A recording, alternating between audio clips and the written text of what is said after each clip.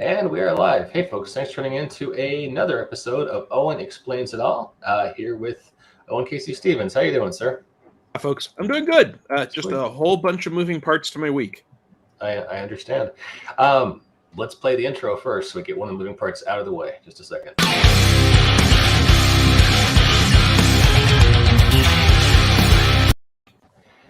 It always reminds me of like Night Flight on USA Network back in the late 80s. Up all night. Exactly. And so here we are, Owen Explains It All, where Owen Casey Stevens dissects a recent pop culture thing and tells you how you can bring that fun to your tabletop, maybe in Starfinder, maybe not. And what are we talking? Oh, freaking co-host Jacob Blackman, right over here. How you doing, Jacob? Hello. So what are we talking about today, Owen? So we're talking about Star Wars Visions, which for people that don't know, it is one of the very few, let's say, out-of-continuity projects that Disney is currently doing with Star Wars, where a bunch of different animation studios with a bunch of different creators were each given the opportunity to do a Star Wars short that is inspired by Star Wars, but need not stick to the existing rules, continuity, storyline of Star Wars. So there are a bunch of different kinds of stories. There are a bunch of different styles.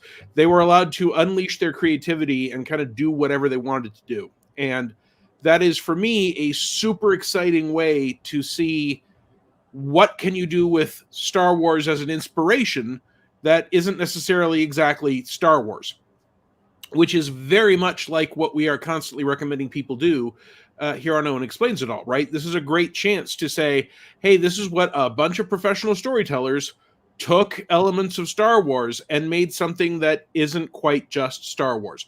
Definitely inspired by Star Wars, but I'm pretty sure you will never see the spinning block lightsaber umbrella of death in a live action or official animated Star Wars series. I think that's the sort of thing you're only going to see here, but they did a lot of fun stuff with it, including obviously things that we were talking about that have spoilers. So if you want, each of these stories is in fact its own continuity. I believe there are 9 of them.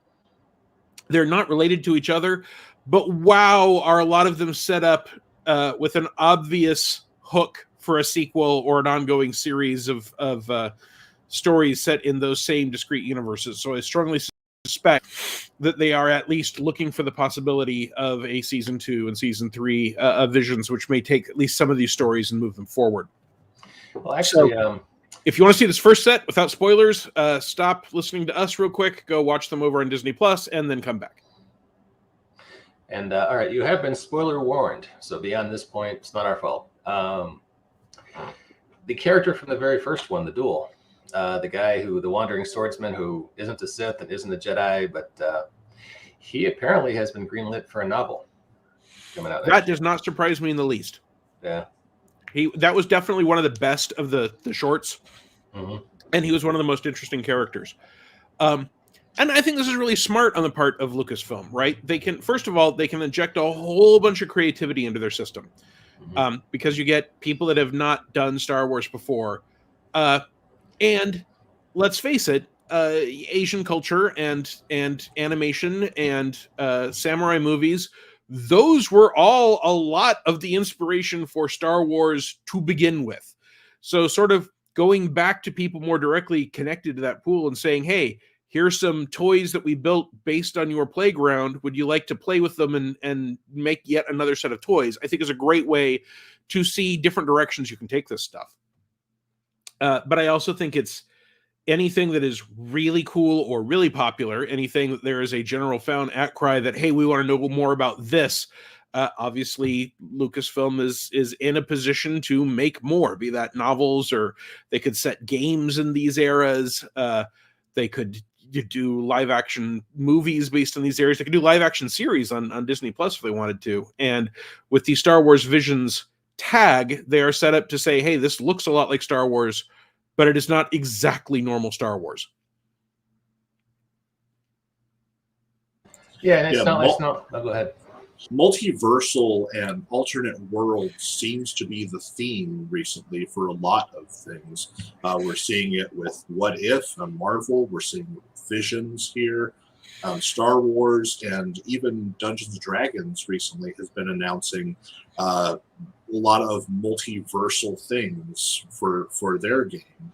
So what you can do and infinite possibilities are really being encouraged these days, which is just wonderful, because so many people are get really hung up about continuity and what is official and what is not. And sometimes you just don't want to have to worry about what's official. You want to worry about what's fun. Yeah, on Mondays when I'm not doing this show, I'm doing What the What with Stan and the disembodied voice of LJ. And our last show was about canon. And for a role-playing game and other geek venues, but especially role-playing games, what does canon mean? And of course, it means something very, very different for a role-playing game, because in a animated series or a movie, canon is what already exists that the creators are going to build on, that they have established this is what is true.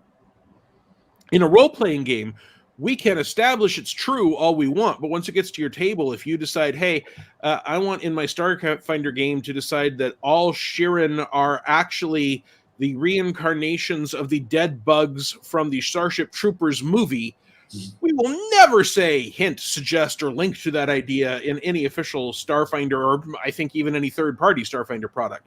But if you want to do that, you have just created the canon for your world, and not only are you free to do that, it is in its own regard a good thing.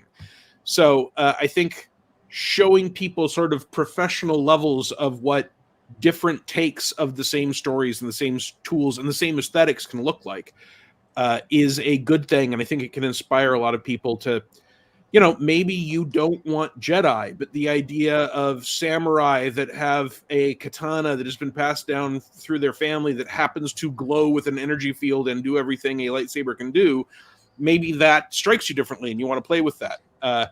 Or maybe you're going to make all of your druids who have flame blade end up sounding and acting like Jedi and wearing the robes, and whatever you want to do, being inspired by a wide range of media helps what you're doing not become a rut, not just get stuck in the same thing over and over again, where everyone's like, oh, this is the 14th dungeon that sounds exactly like Mordor. Okay, great. We'll go see if we can find the book with the dead dwarves all around it.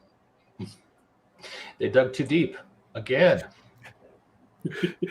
We actually had that line come up in our last tabletop role-playing game in a Starfinder game. Someone said they dug too deep and too greedily, and they released a Balrog. But the Balrog is not made of mithril, so you can be digging for one thing and come up with something else. It was an allegory. So I was super excited to watch this, and I will happily admit that these were kind of hit or miss for me. I loved the first one. I was very fond of a lot of them. They were, even the ones I did not enjoy, were all things that had something in it I thought was cool. And so that is sort of the thing I want to focus on for purposes of the live part of this show. And then a little towards the end, I'll get to what I'm going to do in my blog post tomorrow. Even when there were some that I thought, hey, I'm not really super into, say, this animation style or the storyline they're going with here, or this feels a little bit too much like anime I watched in the 80s that had been badly dubbed by college students and nothing makes sense, and I don't know if nothing makes sense because making sense wasn't part of the point, or if nothing makes sense because it is coming from a very different culture than mine, and so I'm missing the connections that would be obvious otherwise, or does nothing make sense because the creators weren't worried about anything making sense. But even for those shorts, because there were some that felt like that, there would be a moment where it'd be like, now that's cool. That's a cool idea. That's a cool thing. I like how that looks, how that sounded, how it played with. And as I've noted sometimes with doing bad movies as sources of inspiration, if something is just stylistically not my thing, being able to select from a different style to draw from gives me a source of different options. And, you know, here we're looking, when that character first showed up, someone said, well, what kind of droid is that? And I said, it's an astromech droid with a hat. And lo and behold, it is, in fact, an astromech droid with a hat. And there is no reason whatsoever droids can't wear hats. There are even some practical reasons why a droid might want to keep the sun out of its eyes, or keep rain from getting in between its joints. Or there are all sorts of, or it could just have a sense of style, right? But I don't think in any Star Wars media ever I can't recall ever seeing a droid wear a hat before, even once. So that one tiny thing, it's a droid with a hat, and that changes everything. You can take that and carry it. And the closest I think I can think of is that there was a Cylon named Red Eye that had a cowboy hat in the original Battlestar Galactica, right? That's as close to a droid in a hat as I can come up with off the top of my head. And I have not memorized all Star Wars media, so there could easily be a droid with a hat in a cartoon or in the background or whatever that I just didn't get. So that ability to look at even a single thing and think, oh, that one little, that is not the major character from that story. But you can look at stuff and say, what did they do here that I've never seen done before? And what can I take from that and make changes to my game that don't even require rules, right? I could easily see saying, hey, hats and magnetic clamp-on umbrellas are super common for droids in this particular planet where there's a lot of silt and magnetic dust in the air, and it gets carried down by rain, and it's raining. It's like Seattle. It's always drizzling. And so you can really fluff out this area of the world and just say, yeah, it turns out it's important not to get stuff wet here for these special circumstances. So even things that, my powered armor is obviously designed to survive on a number of different conditions. Oh, but this world is even worse. And maybe it's not mostly an issue, but maybe if something sits out there for weeks or years, then it becomes an issue. So the locals just throw umbrella clamps on everything. And then you can do the cool stuff like, someone turns on a light and you see their umbrella is glowing with the light, or you can have umbrellas that have secret blasters hidden in them, or that's how you have a smuggling ring. That all comes from looking at this one concept and saying, how can I apply that in lots of different ways to my game? And I think being inspired to try new and different things by watching sort of professional levels of trying new and different things is a great takeaway from that series. And it's the part that excited me the most about watching the whole thing. Cool. I gotta say the first one I really loved the most, and like you, it was kind of hit and miss for me. But there were a few moments I was like, WTF, like spoilers, when there's a Tusken Raider as one of the guards at the first village. I'm like, well, what's he doing there? But like you say, it was just for fun. They had an Ugnaught riding a Imperial probe droid whose arms were all ending in katanas. I mean, that's just creativity. Yeah. If only he was wearing a trench coat. Katanas and trench coat, Ugnaught style. But then, you run into the question of who's to say that Tusken Raiders never go to space, right? We've seen Jawas in space a lot, and they were on that same planet, Tatooine. One of the comics had a Tusken Raider who had turned out to be Force sensitive and had been found by a Jedi and taken to a Jedi Academy in the prequel era. So you can even do things like, there are a lot of styles that will start in one place and become popular. So you could even do the things like, oh, it turns out that Tusken is in this year on Coruscant. Someone did a big fashion show, and now a whole bunch of mercenaries to look tough are putting thimbles upside down on their head and wrapping themselves in bandages. Yeah.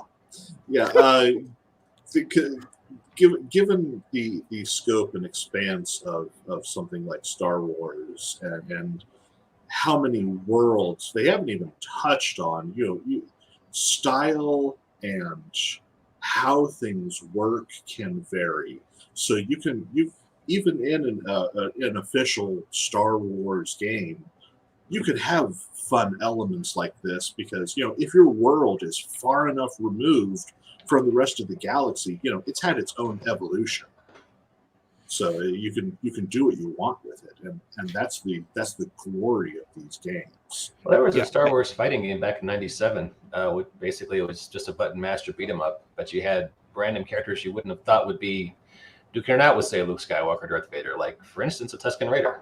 Yeah, and it's just kind of sort of like a kid going to his toy box and saying, "Hey, wouldn't it be fun if the Tusken Raider fought Boba Fett?" And why? Well, yes, it would be. It doesn't make any sense narratively, but Star Wars doesn't always make sense narratively, even in the canon movies. So it's all right to have fun with it. Well, and I hate leaning on the canon prequel movies to support anything, but you do have events in there that simply change what one considers a normal Star Wars story. The other thing that I really enjoyed about this was how many different types of stories they told. So, I mean, the first one is a pretty straightforward, or at least seems to be a pretty straightforward duel, but you've got family conflict that is played in a way that Star Wars normally doesn't, right? Normally, family conflict in Star Wars is my dad's a Sith.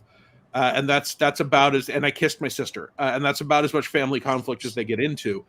But here you had sort of dynastic changes and questions of what is real family and who deserves to inherit the heirlooms. But you also had some family of choice things. One of the stories that I was not a huge fan of the story, but I took a lot away from it that I liked. Basically has a Padawan survive Order 66 and end up as the lead singer in a Hutt rock band. And again, tons of spoilers. That Hutt has been specifically not joining Jabba the Hutt with the syndicate that Jabba runs because that's no fun. And as a result, he just wants to rock and roll. Yeah, he just wants to rock and roll.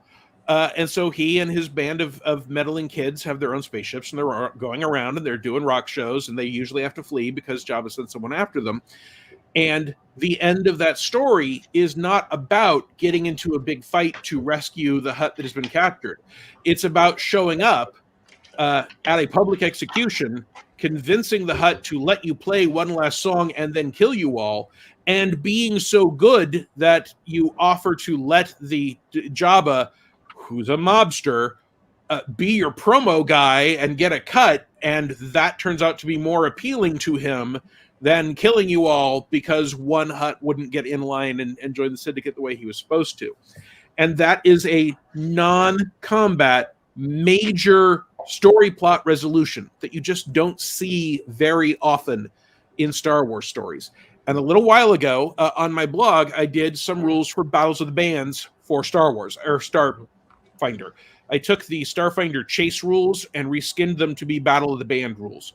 And one of the things I realized watching this particular Star Wars Visions short is that while those rules work great for Battles of the Bands material, they would not allow you to do that exact scene, which is we get the crowd on our side, we impress people, we're altering the mood. So I think if you're going to actually do a band on the run storyline, and Bith musicians were in the very first Star Wars movie with the cantina scene, so that Star Wars has deep roots in musical characters. I should take these Battle of the Bands rules and blow them up just a little more so that you can also use them to overcome band challenges. And that'll be the article tomorrow. I will take these existing rules and I'll expand them a little bit so you can say, hey, you got to get the crowd on your side. There's step one. And then once you get the crowd on your side, you've got to convince Jabba that you are good enough that he can make more money doing that than he will by keeping everyone in line by executing a band member. And once you've got that sort of challenge rules, hey, here are the steps, this is what has to happen, then the GM can use them for anything, right? We've run into a haunt where a Bith Whaler band all died and they never got to play their last song, and as a result, they have turned into Dark Side ghosts. Okay, great. Find the music. Now you have to survive playing that song for them to a level that they are satisfied. You can use that to resolve any music-related thing once you expand these rules to not just be band versus band, which is how they work now, but have a bolt-on that says, hey, this is how you can make it band against circumstance, so the GM can set up music band-related challenges.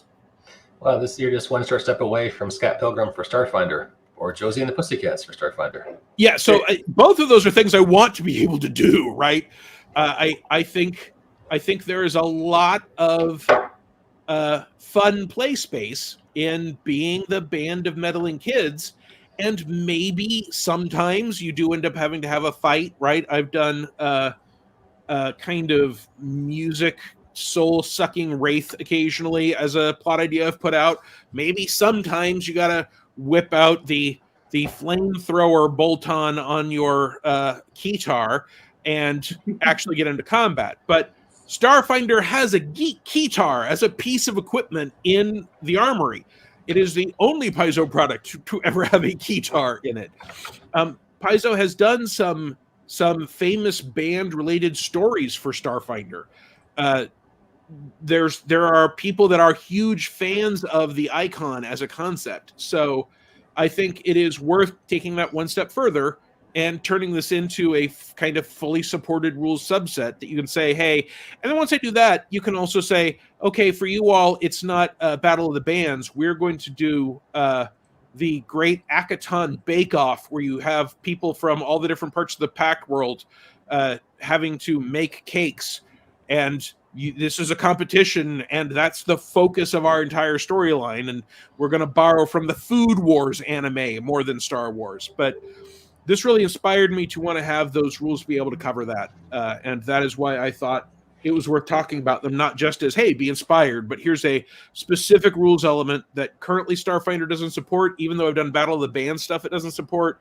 So tomorrow on my blog, we'll put out the support for that. And then if you want to set people up so they've got to do a musical gig to overcome a challenge, whatever that challenge is, we'll have rules for it. See, I'm all about this because I'm back here chuckling this entire time. I am currently running a space fantasy game. It's in 5th edition, not Starfinder, but it is a space fantasy game, and the premise is they are a band.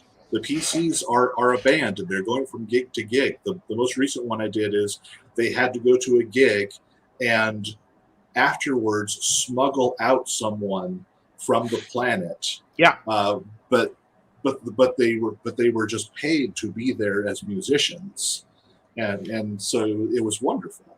And there are tons of stories of adventure with the band as the primary protagonists. Mm-hmm. Some are better than others, right? You can go to, say, Kiss versus the Phantom of the Park, and that is maybe not the best example, although I gotta say, when I saw it as a child, I was very moved by the narrative possibilities there, and I have played with things that goofy before.